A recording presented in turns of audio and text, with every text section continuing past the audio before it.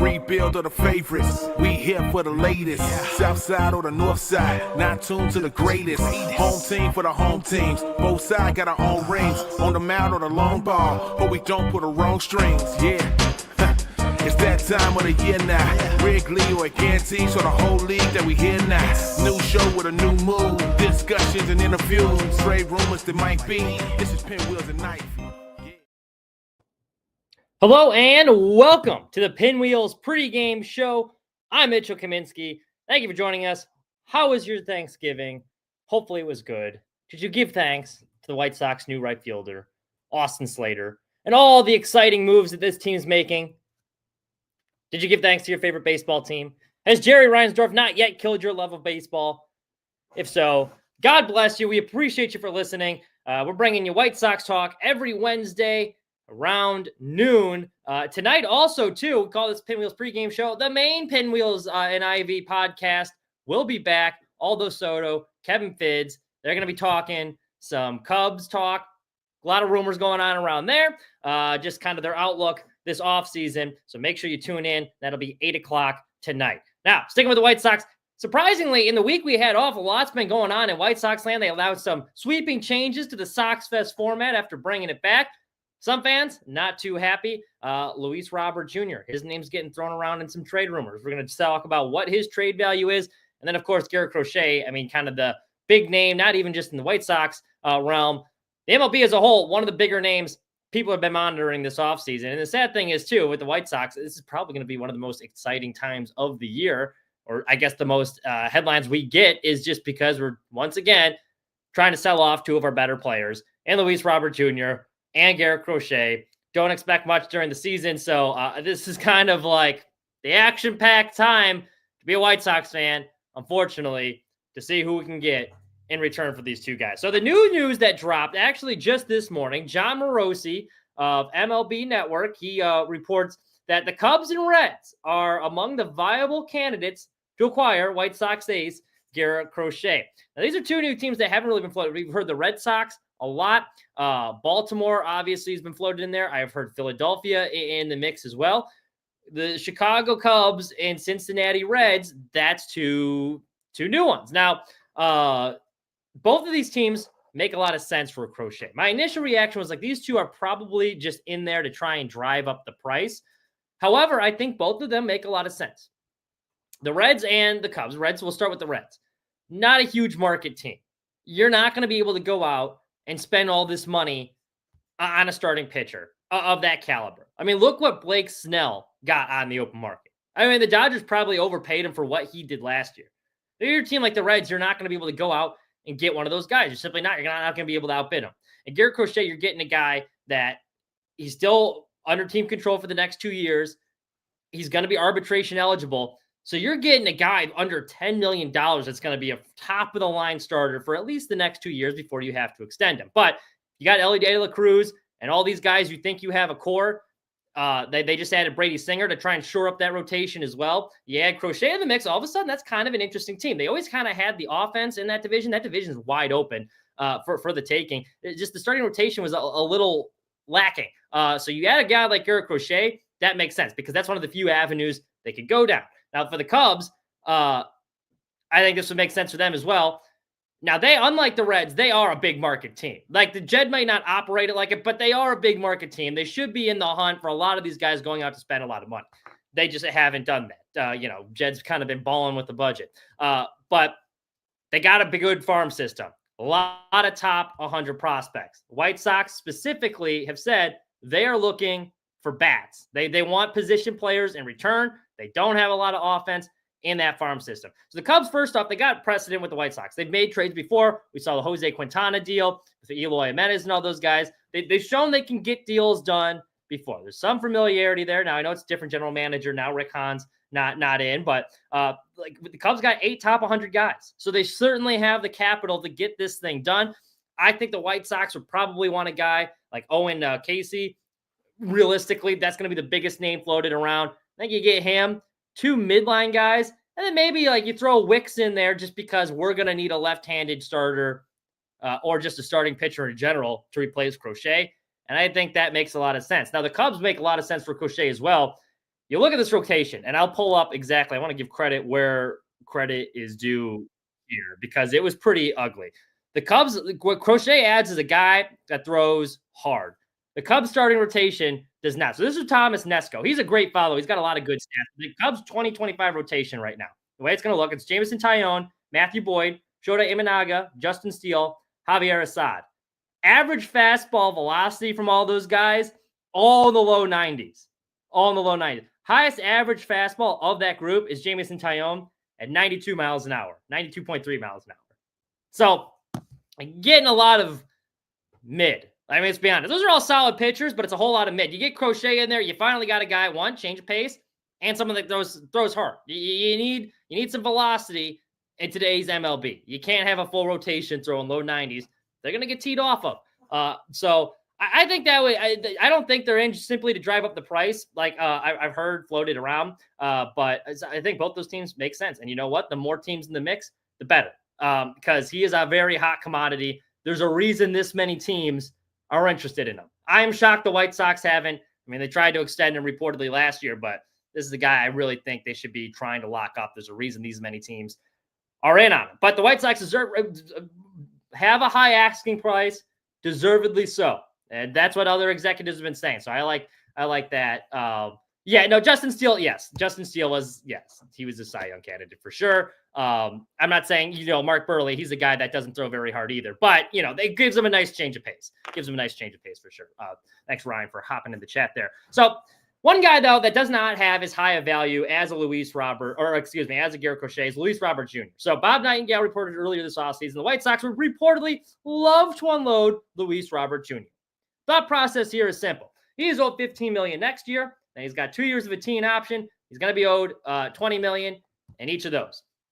The White Sox do not want to have to pay him that $20 million because if you look at his time frame, they're trading Crochet because they don't think they can contend within the next 2 years. So obviously, they also don't think they can get this thing turned around the next 2 years with Luis Robert Jr. Be very hard to justify, though, having the core face of your franchise, just letting him walk and not getting anything in return for him, just to save that money. But that is, I think, their motivating factor. They don't want to have to pay that $20 million, and they would love to unload him this season because they don't want to have to pay that $15 million. They're like, hey, we're going to be bad. We don't see him as part of the future. Let's try and unload him.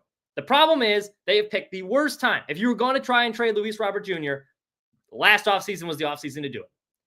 When he was coming off one of the best seasons of his career. Now he's coming off another injury-prone season, and when he was in the field, quite frankly, he was not very good. That is the definition of trying to sell low. You know what they say in stocks, you got to buy low, sell high. Well, I mean, this would have been an example here. They are doing the complete opposite of that. So Ken Rosenthal had an article in The Athletic, along with Katie Wu, and they spoke with an anonymous rival executive. And this anonymous executive had reportedly talked with the White Sox.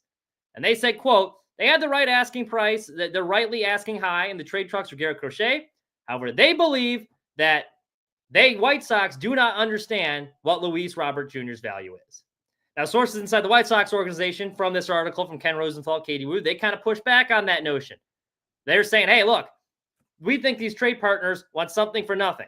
The White Sox, they're not asking for multiple prospects in return.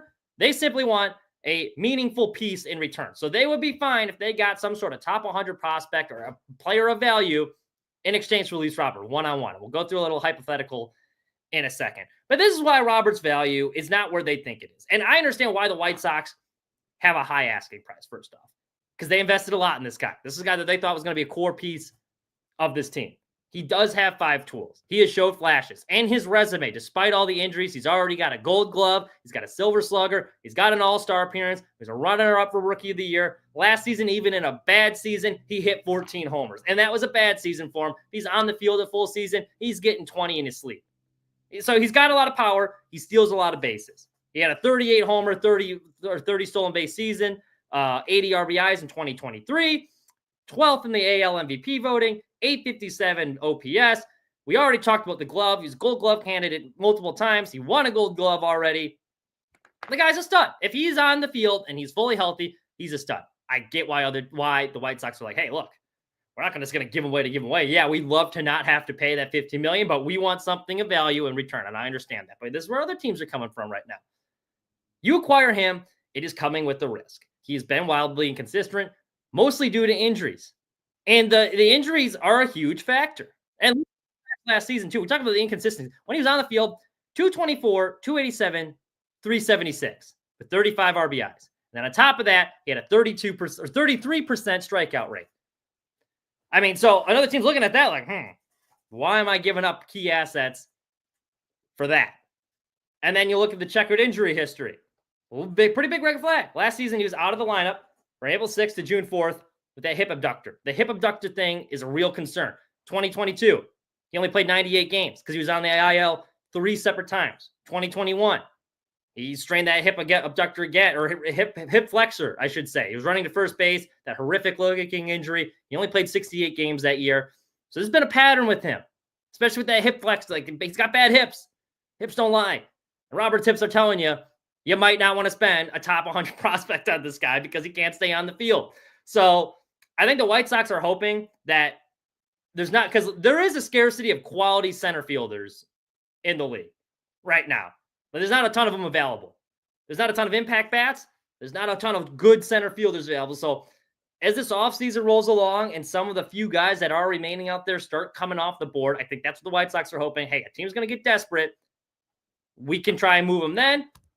Or I think if the White Sox are smart, you'll hold on to him for the front half of the season. You bank that he can have a pretty solid first half showing. Now, you're running the risk that he could be worse, and it's going to tank his value even more. But I think Luis Robert Jr. is too good of a player. I think last season was an outlier. If he's on the field and healthy, he's going to put up good numbers. So I think they're better off just letting him roll the dice.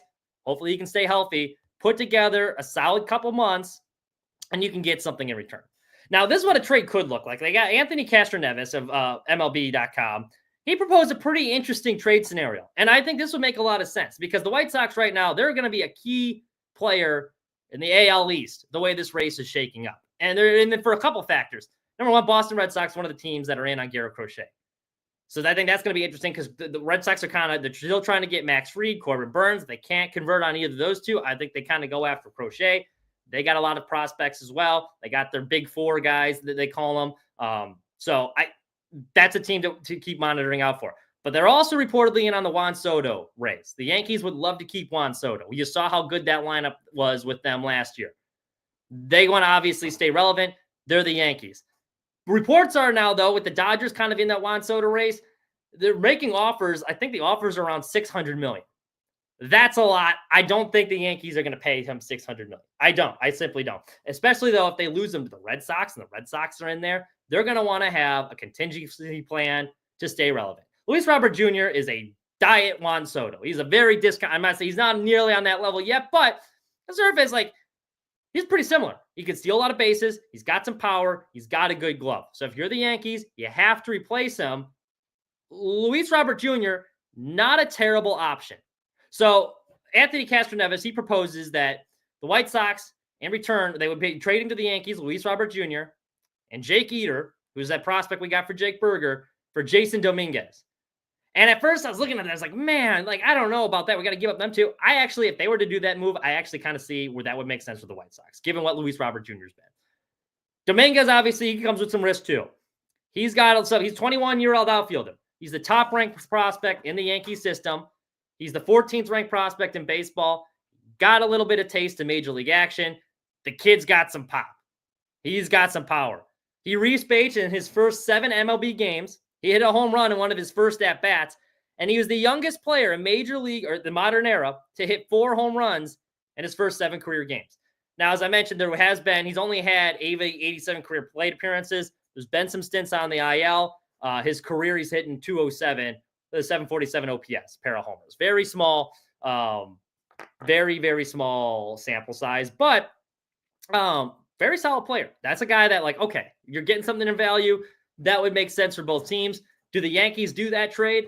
I don't think they do, just because I think they really like Dominguez. I think they would rather roll the dice and just make him their future center fielder to replace Soto. They've been very reluctant to trade him in the past, but that's the type of trade I could see. I think that's kind of where his value is at right now.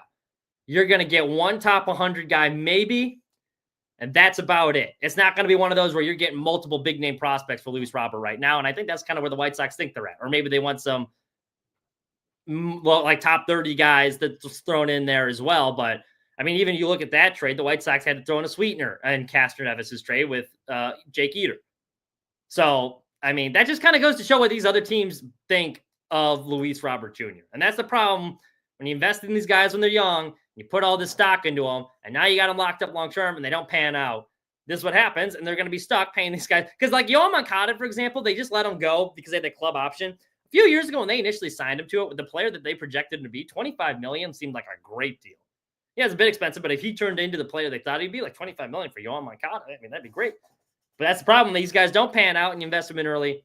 Now you look like a bunch of chumps, and this is the end result. So I would hope they don't trade Luis Roberts selfishly because he's one of the few players that's fun to watch when he is healthy and trying. There's a couple games last year where the effort a little bit questionable. I mean, let's call it what it is, but there's not a whole lot of talent on this team. There's not a ton. I mean, what do you have? And this kind of segues into our next point. We're going to talk about SoxFest, the new SoxFest format. What do fans have to be excited about for this team? I saw a post that I think it was Jordan Lazowski on Twitter. He posted the White Sox calendar for 2025, and they had all the players on there. One of the players they had on their calendar was Brandon Shoemake.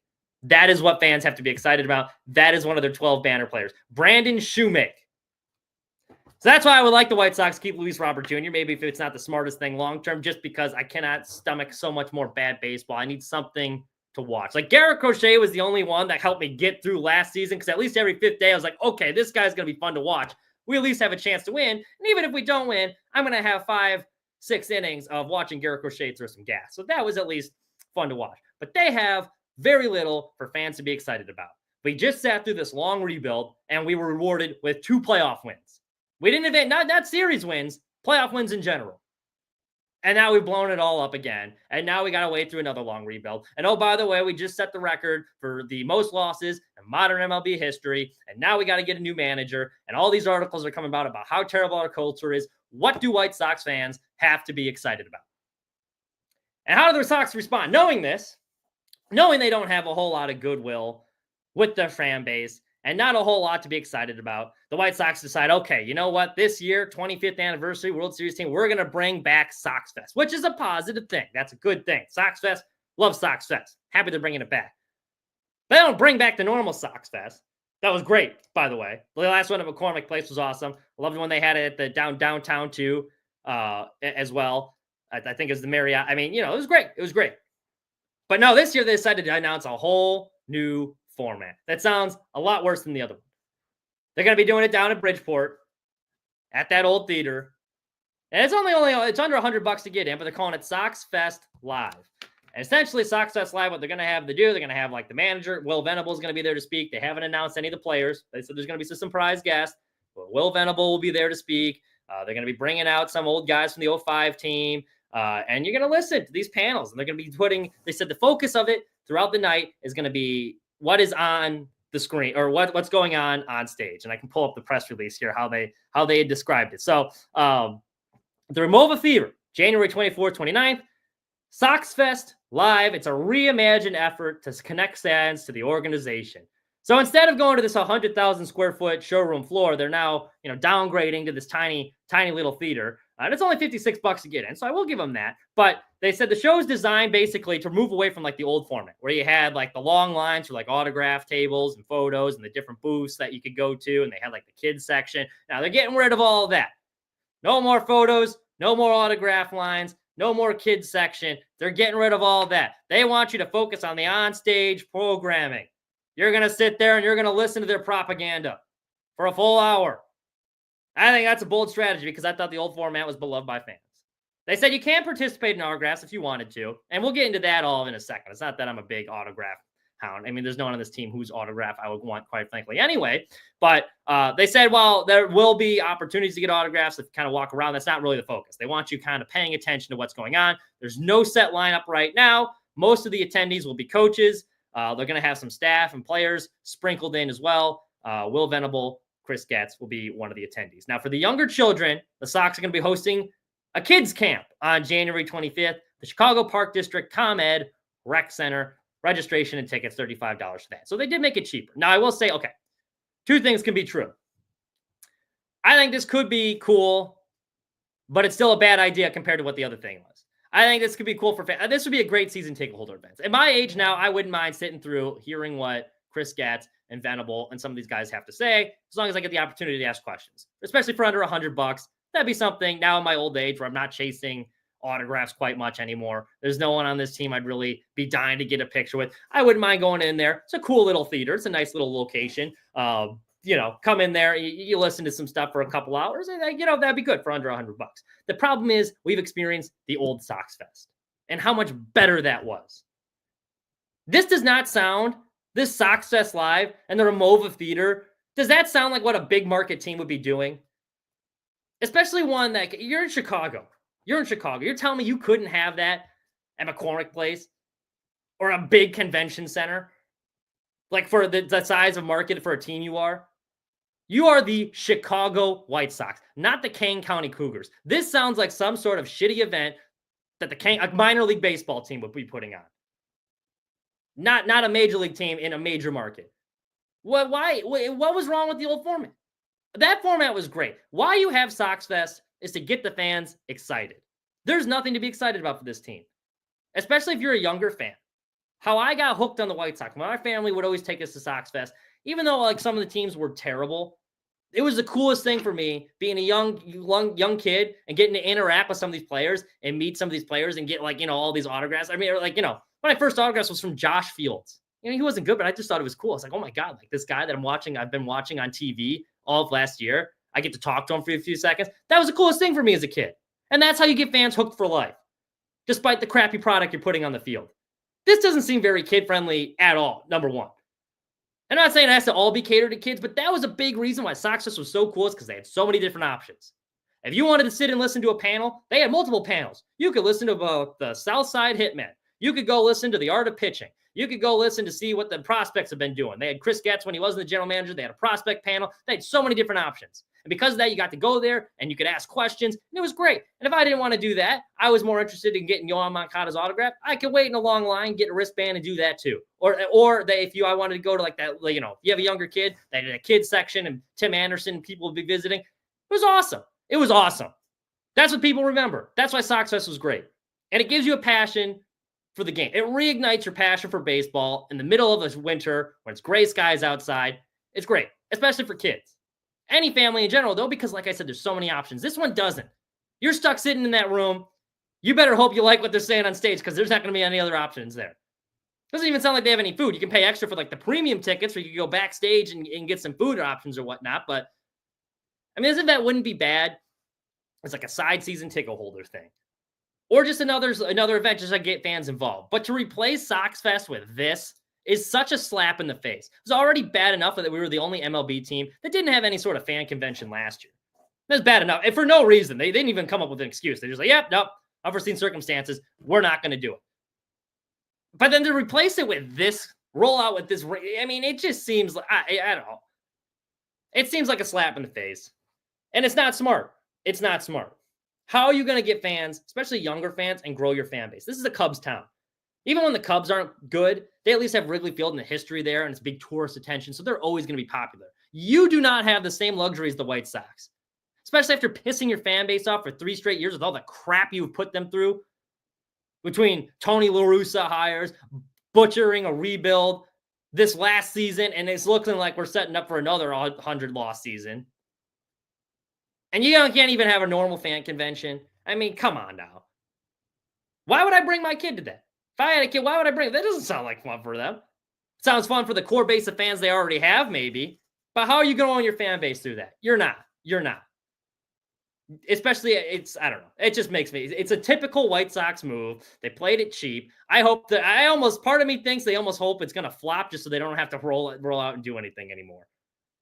Because I know the reason they didn't have one of these fan conventions the last year is because they didn't want to answer any questions from the angry fans. That's why they had it. And that's why they wouldn't have an excuse. I mean, who wants to sit there and get reprimanded by fans? That's why I got this controlled environment too. SoxFest Live, so they can control the program. I'll be interested to see how many fan questions they're allowed to take. That'll be very interesting.